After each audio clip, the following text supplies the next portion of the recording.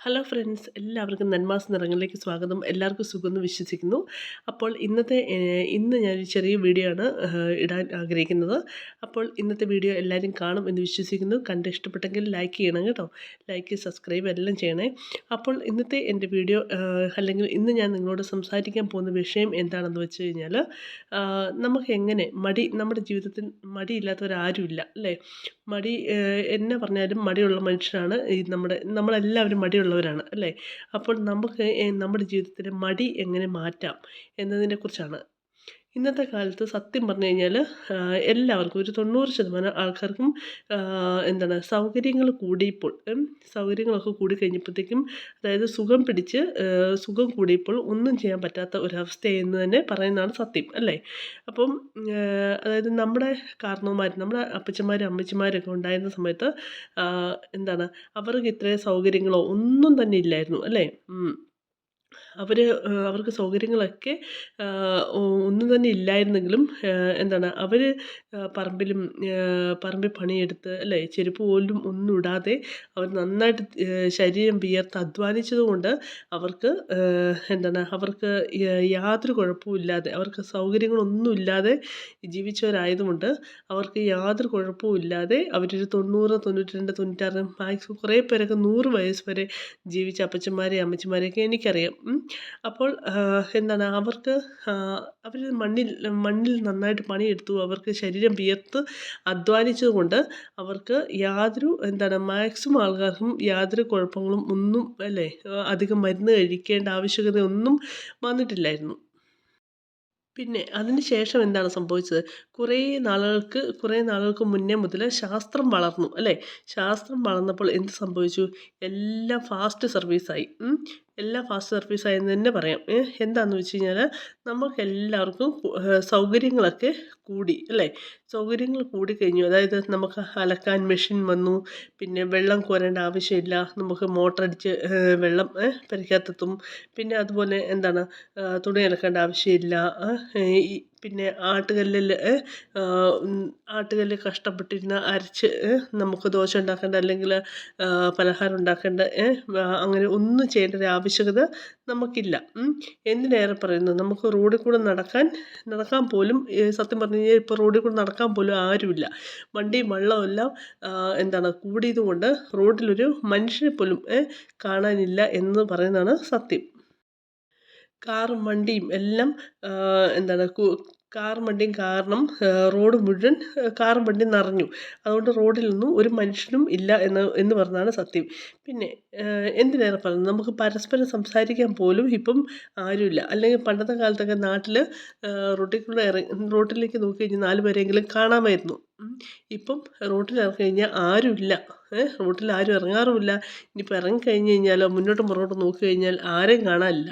വെറുതെ വല്ല കോഴിയോ പട്ടിയോ ഒക്കെ അതിൽ കൂടെ അലഞ്ഞ് തിരിഞ്ഞ് നടക്കുന്നത് നമുക്ക് കാണാറുള്ളൂ. എല്ലാവരും വണ്ടിയിലാണ്, അല്ലെ കാറ്. ഇന്നിപ്പം കാറില്ലാത്തവരാരുമില്ല. എല്ലാവർക്കും കാറുണ്ട് അല്ലേ? ഇപ്പോൾ കാറിലാണ് ഇപ്പോൾ എല്ലാവരുടെയും യാത്ര. അതിപ്പം നമ്മുടെ നാട്ടിൽ മാത്രമല്ല, ഈ ലോകം മുഴുവനുള്ള കാര്യമാണ് ഞാൻ പറയുന്നത് കേട്ടോ. ഇപ്പം ഞാനുൾപ്പെടെ നമ്മളൊന്നും റോട്ടിലേക്ക് പോകാറില്ല. എല്ലാവരും കാറിലാണ് യാത്ര. അങ്ങനെ ഞാൻ പറഞ്ഞു വന്നത്, നമുക്കിപ്പം പരസ്പരം സംസാരിക്കാൻ പോലും ഒരു മനുഷ്യനെ കാണാനില്ല. പിന്നെ അതുപോലെ അപ്പം ഇപ്പം എല്ലാവരും ഈ ഫോൺ വന്നതോടുകൂടി നമ്മൾ ഗുഡ് മോർണിംഗ്, ഗുഡ് ആഫ്റ്റർനൂൺ, ചായ കുടിച്ചോ, ചോറുണ്ടോ എന്നൊക്കെ നമ്മൾ ഫോണിൽ കൂടെയാണ് സംഭാഷണങ്ങൾ അല്ലേ? ഫോണിൽ കൂടെ മെസ്സേജ് വരുന്നു, മെസ്സേജ് അയക്കുന്നു, ക്ലിക്ക് എന്ന് പറഞ്ഞുകൊണ്ട് തിരിച്ച് ഇങ്ങോട്ട് റിപ്ലൈ വരുന്നു. ഇതൊക്കെ തന്നെയാണ് നമ്മുടെ ലൈഫ് അല്ലേ? Fast life. അതുകൊണ്ട് എന്ത് സംഭവിച്ചു എന്ന് പറഞ്ഞു കഴിഞ്ഞാൽ, നമുക്ക് സൗകര്യങ്ങൾ കൂടിയപ്പം നമുക്ക് രോഗങ്ങളും കൂടി.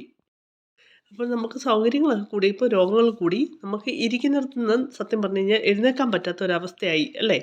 അപ്പം അതിൻ്റെ ഭവിഷ്യത്ത് എന്താണെന്ന് വെച്ച് കഴിഞ്ഞാൽ, നമുക്കെല്ലാവർക്കും അറിയാവുന്ന പോലെ നമ്മുടെ ആയുസ്സ് കുറഞ്ഞ് ഒരു 40 വയസ്സ് കഴിയുമ്പോഴത്തേക്കും എല്ലാവരും രോഗബാധിതരായി.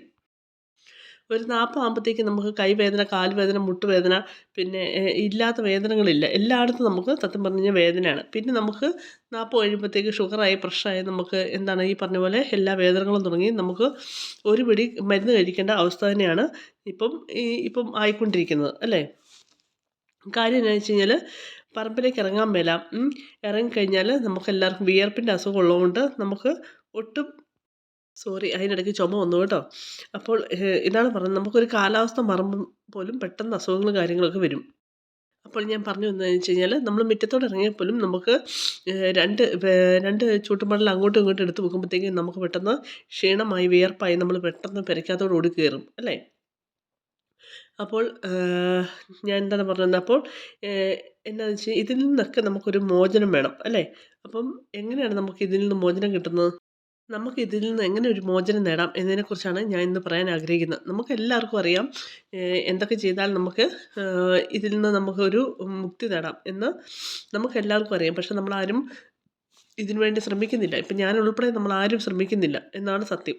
ശരിക്കും പറഞ്ഞു കഴിഞ്ഞാൽ നമ്മളെന്താണ് ചെയ്യേണ്ടത്? ദിവസവും രാവിലെ എണീക്കുമ്പം നമ്മൾ മുറ്റമൊക്കെ ഒന്ന് അടിച്ചു വാരാൻ ശ്രമിക്കുക അല്ലേ?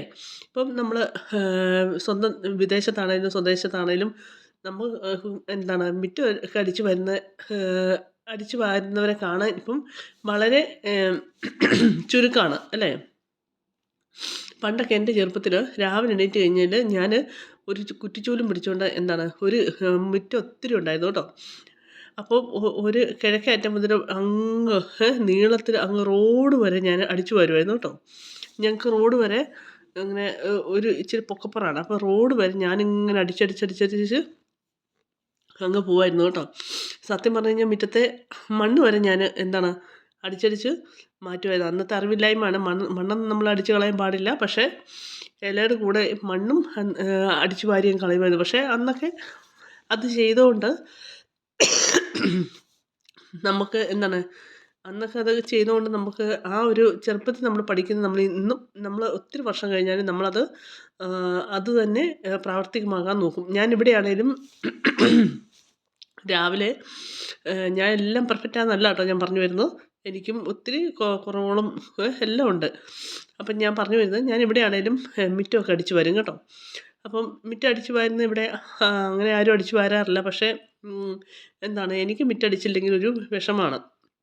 അപ്പം ഞാൻ മാക്സിമം രാവിലെ മുറ്റമൊക്കെ അടിച്ചു വാരും. മുറ്റം അടിച്ചു വാരുന്നത് തന്നെ രാവിലെ 6 മണിക്ക് അല്ലെങ്കിൽ 7 മണിക്ക് എഴുന്നേറ്റ് അടിച്ചു വാരും നല്ല കേട്ടോ. അതിൻ്റെ അർത്ഥം ഒരു 10-10:30 ആകുമ്പോഴത്തേക്കും പെരയ്ക്കകം അടിച്ചു വാരുന്നതിൻ്റെ കൂടെ തന്നെ മുറ്റമൊക്കെ അടിച്ചു വാരും. പിന്നെ അതൊന്നും ചെയ്യുന്നതിലൊന്നും നാണക്കേണ്ട ഒരു ആവശ്യമില്ല കേട്ടോ. അപ്പം നമ്മുടെ നാട്ടിൽ ഇപ്പോൾ മുറ്റടിച്ച് വരുന്ന പിള്ളേരെയൊക്കെ കാണാൻ വളരെ ചുരുക്കമാണ് അല്ലേ? ഇപ്പോഴൊക്കെ എല്ലാവരും രാവിലെ എണീറ്റ് കഴിഞ്ഞാൽ സോറി, ഇടയ്ക്കിടയ്ക്ക് ചുമ വരുന്നു. രാവിലെ എണീറ്റ് കഴിഞ്ഞാൽ എല്ലാവരും പെട്ടെന്ന് ജോലിക്ക് പോകുന്നു, അല്ലെങ്കിൽ മൊബൈലിൽ കുത്തിയിരിക്കുന്നു. ഇതൊക്കെ തന്നെയാണ് എല്ലായിടത്തും ഉള്ളത്. നമ്മുടെ നാട്ടിലാണേലും ഇവിടെയാണേലും. പക്ഷേ അതുപോലെ പിന്നെ ഞാൻ പറയാൻ ഉദ്ദേശിക്കുന്നത് എന്താണെന്ന് വെച്ച് കഴിഞ്ഞാൽ, വേനൽക്കാലത്ത് തുണിയൊക്കെ നമ്മൾ മാക്സിമം മെഷീനകത്ത് അടക്കാതെ നമ്മൾ കൈകൊണ്ട് കുത്തിപ്പിഴിഞ്ഞ് മുറ്റത്തെടുക്കുക. അതുപോലെ വിദേശത്താണെങ്കിൽ നമുക്ക് കല്ലും ഒന്നും ഇല്ലാത്ത സ്ഥിതിക്ക് മെഷീനകത്ത് അലക്കിയിട്ട് നമ്മൾ പുറത്തൊക്കെ ഒന്നിറങ്ങി മുറ്റത്തൊരു അഴയൊക്കെ കെട്ടി നന്നായിട്ട് അവിടെ ഒന്ന് തൂക്കിയിടുക. അങ്ങനെ ചെയ്യുമ്പോൾ 2 ഉപകാരമാണ്. ഒന്ന്, നമുക്ക് കണ്ടയാർഞ്ഞ് നമ്മൾ ഈ ഡ്രയറിനകത്തിട്ട് ഉണക്കുന്നതും നമുക്ക് കണ്ടയാർഞ്ഞ് അതിൽ നിന്ന് ലാഭിക്കാം.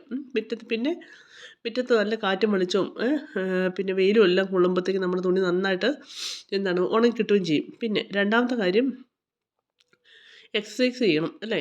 എക്സസൈസ് ചെയ്യുമ്പോഴത്തേക്കും കുറേയൊക്കെ നമ്മുടെ ശരീരത്തിൻ്റെ ഉവ്വ്, അതായത് നമ്മുടെ ഈ പറഞ്ഞ കൈവേദന, കാലുവേദന ഇതെല്ലാം പോകും. എനിക്ക് എക്സസൈസ് ചെയ്യാൻ മടിയുള്ള ടീമാണ്. പക്ഷേ ഞാൻ ചില ദിവസം ചെയ്യും, ചില ദിവസം ചെയ്യില്ല കേട്ടോ.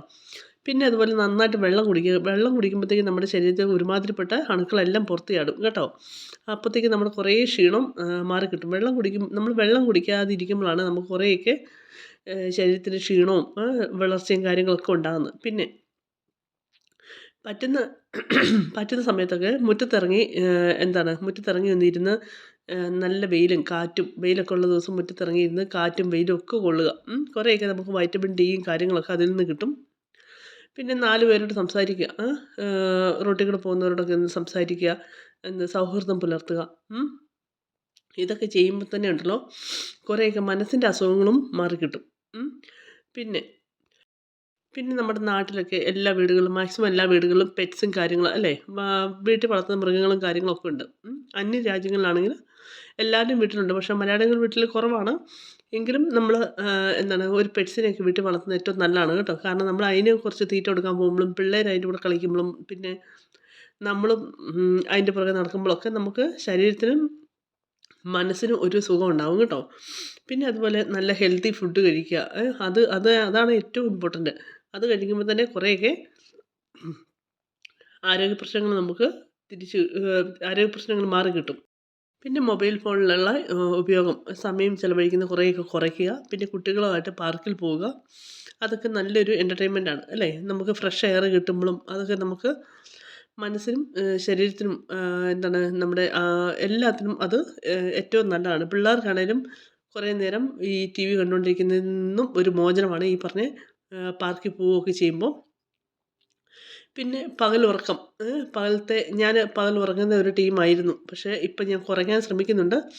അത് കുറയ്ക്കുമ്പോൾ തന്നെ ഉണ്ടല്ലോ നമ്മുടെ പകലുറക്കം കുറയുവാണെങ്കിൽ തന്നെ കുറേ മടി കുറയും. പിന്നെ മാത്രമല്ല രാത്രി നല്ല ഉറക്കം കിട്ടുകയും ചെയ്യും. പകൽ പൊതച്ച് മൂടി കിടന്നു കഴിഞ്ഞ് കഴിഞ്ഞാൽ രാത്രിയിൽ ഉറക്കവും കിട്ടത്തില്ല. പിന്നെ ഇങ്ങനെ വെറുതെ മൊബൈൽ കുത്തിക്കൊണ്ടിരിക്കും. അത് നമ്മുടെ കണ്ണിനെ ബാധിക്കും. അങ്ങനെയൊക്കെ കുറേ പ്രശ്നങ്ങളുണ്ടാവും അല്ലേ? ഇതൊക്കെ നിങ്ങൾക്ക് അറിയാവുന്ന കാര്യങ്ങളാണ്. പിന്നെ എനിക്ക് ഒരു താല്പര്യമുള്ളതുകൊണ്ട് ഞാനിങ്ങനെ ഒരു വീഡിയോ എടുക്കുന്നു. അപ്പോൾ ഇതൊക്കെയാണ് എനിക്കറിയാവുന്ന കാര്യങ്ങൾ കേട്ടോ. അപ്പോൾ എനിക്കറിയാം നിങ്ങൾക്ക് എല്ലാവർക്കും ഈ കാര്യങ്ങളൊക്കെ അറിയാം. പക്ഷേ നമ്മുടെ ജീവിതത്തിൽ ഇതൊക്കെ പ്രാവർത്തികമാക്കാൻ ഞാൻ ഉൾപ്പെടെ എല്ലാവർക്കും മടിയാണ്. പക്ഷേ ചിലവരുണ്ട് കേട്ടോ. കുറച്ച് പേര് ഇതൊക്കെ നന്നായിട്ട് ഫോളോ ചെയ്യുന്നവരുണ്ട്. അപ്പോൾ ഇതൊക്കെ എല്ലാവരും എന്താണ് പറ്റുന്ന രീതിയിലൊക്കെ പ്രാവർത്തികമാക്കുക. പിന്നെ അങ്ങനെ ഇന്നത്തെ വീഡിയോ എല്ലാവരും കാണുക. കണ്ട് ഇഷ്ടപ്പെട്ടെങ്കിൽ ലൈക്ക് ചെയ്യുക, സബ്സ്ക്രൈബ് ചെയ്യുക. എല്ലാവർക്കും നല്ലൊരു ദിവസം നേരുന്നു. Thank you so much.